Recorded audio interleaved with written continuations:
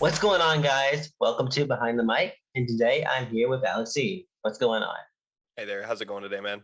Yeah, I'm going good. It's real hot around here. It's I'm dying. California. If it's cold, that's the scary I mean, thing. it's Texas, so this is like I'm in the sun. Oh, there you go. That's even Texas Yeah, winters. I've been up there once. yeah, never again. Mm-mm. All right. So for those who haven't heard Just Talk Game interview, tell us about yourself. I am a writer, director, actor. I acted for 12 years and ended up becoming SAG, after which I decided to branch more into directing and writing, going to college to study those aspects of film along with the entire filmmaking process, and ended up graduating last year, actually, early Oh June. wow! Congratulations. Thank you. Let's start with your acting career. How did you get started with that?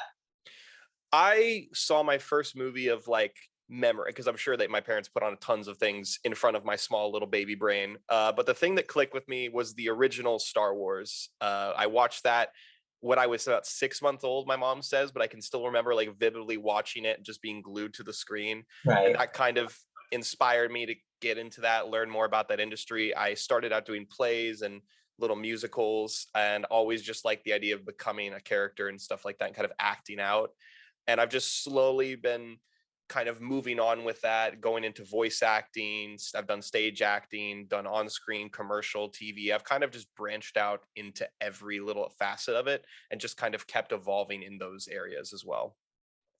Now, what would you say is your favorite type of character to portray? I think I have two. My favorite one is I actually really like playing villains. A part of that being because I, as a kid, was typecast as the kind of, the Disney sidekick role, as they call it in the industry. And I would Right. just go out for those characters every week, every week. So when I got to college, people didn't have that perception of me. And they ended up, as soon as you found out, by the way, worst thing you can ever do if you go to college, don't tell anyone you're an actor. You will get cast in everything. My No, first quarter there, I had my first quarter, 3 months, I was acting in 15 different short films. oh my God. But the good thing was it was a variety of characters. And one thing I got to play was a lot of darker, kind of more, villainous characters that had an edge to them. And I really thought that was fun for me to be able to try something new and have people see that side of me. And I do also love very sensitive characters. I'm an emotional person, and people who know me, I'm very like open with how I feel. So I like being able to channel that and kind of give a positive representation for that kind of vulnerability on screen. Right, yeah, I can definitely say, yeah, playing the villain sounds a lot of fun. Oh, it's so much fun, especially when you're doing voice acting. Then you can have a lot of fun with it too. Oh, yeah, yeah.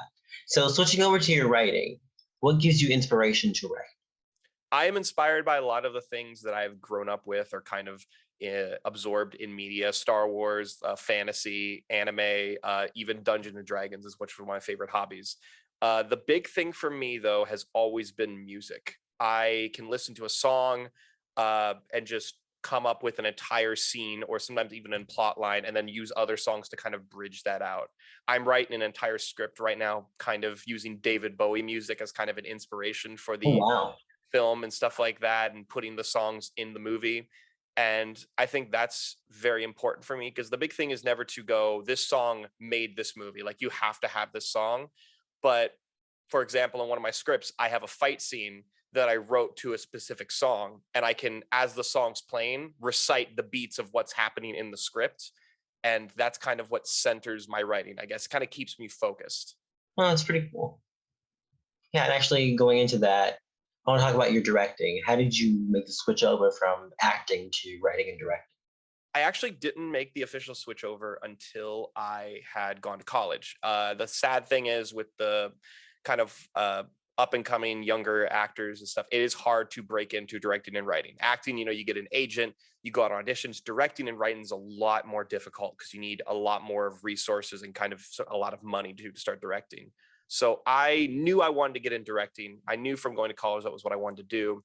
And luckily, I was very fortunate to have a very good college that gave me a lot of opportunities. Like I said, my school had a lot of short films. My first quarter there, they made sure you shot something and directed stuff. And it started very small productions. And as I went through the school, I kind of got notorious that I would be that person that went, okay, I know I'm supposed to do a small production, but I kind of want to do something that's a little bit more involved and crazy.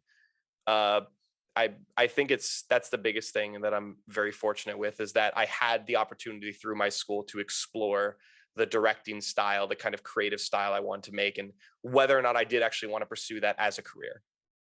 Right. And actually, since you've gotten a chance to, pursue all this stuff, what would you say is your favorite type of genre to direct? I think it's a subgenre, but I love it, and it's a weird answer, I know, but it's cyberpunk. I love directing cyberpunk because you can do so much with it.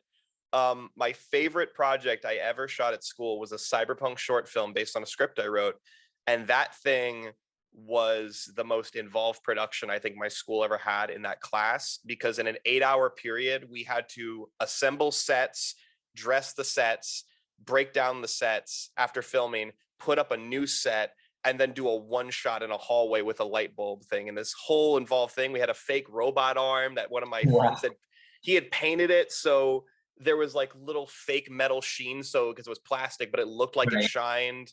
We had this back wall that was beautifully done by one of my classmates, Louise Bueller, who is a PD designer, that was just new, different wallpapers kind of torn over the top each other, because I described it as a world that had been broken down and repieced back together. And I think that's kind of the intrinsic fun of cyberpunk. Is you look at films like Blade Runner, and then you look at films like The Fifth Element, they can all kind of be different vibes and almost different genres. And I think that's something that just really attracts me to that kind of a genre. Right, that's definitely a unique answer. I haven't gotten that one before. But yeah, I personally like dark fantasy, but I can see the aspect Oh, of it being I actually have written a incredible. dark fantasy script as well that I'm Oh, working really? on. Yes. I can't wait to see that one. But going into it, would you have any advice to people who want to break into this business and do what you do? I think the biggest advice I can offer is, and this is for actors, directors, and writers, is that not everyone is going to be a fan of what you're doing or how you are. Everyone, just like your friends and your family, have different food tastes. Everyone's going to have different tastes. You might write a script or direct a horror film, right? To write a horror film, you could show it to 5 people, but if they don't like horror films, they're not going to like your script. And same thing for, at the end of the day, like quality and stuff like that. Some people have a different definition of quality versus others. You could show it to your best friend who never watched a single like film and only watches, like little like sitcoms and stuff. And you could show him this action film and he's like, dude, this is the best thing ever. Then you could show it to somebody who, watches action films every day and says, I don't like this. This is boring to me. At the end of the day, the number one person you have to focus on satisfying is yourself. Because if you aren't happy with a script, if you don't have confidence or passion about the project that you're working on or directing or acting in, you're not going to want to show up every day and put in the effort or try to do those rewrites or sit down in the editing room or work on those shot lists. If you don't care about the project and if you aren't proud of it, even in some way, because I know as an actor, you'll get scripts that you aren't a fan of, or you'll have to write stuff that you aren't a fan of or direct things you aren't a fan of. The important thing is to find something that you can be passionate about. Even if it's something subtextual or something only intrinsically important to you, that's what matters, is be happy with yourself and be passionate with your work. That's good advice. Yeah. And then my final question is, what's next? I'm currently, as I kind of alluded to earlier, working on a script that is going to be getting hopefully produced and funded very soon and being filming by next year. It is called Pelicans of the Night. It is a very dramatic film. I'm working on it with a good friend of mine, Selena Brion, who is a wonderful actress and is going to be starring in the project as well. And on top of that, I also have a very important passion project of mine that I'm pitching around, that is a throwback to Akira Kurosawa samurai films, and is an all Japanese script, and actually will be filmed in Japanese and translated as well. All right. Well, good luck with all that. And you have to come back once all that gets done, because Of I want to. course. You're going to be the first row seat, I promise. All right. Thanks, man. Thank you for coming on today. We'll see you later. Of course. Thanks for having me. Thank you.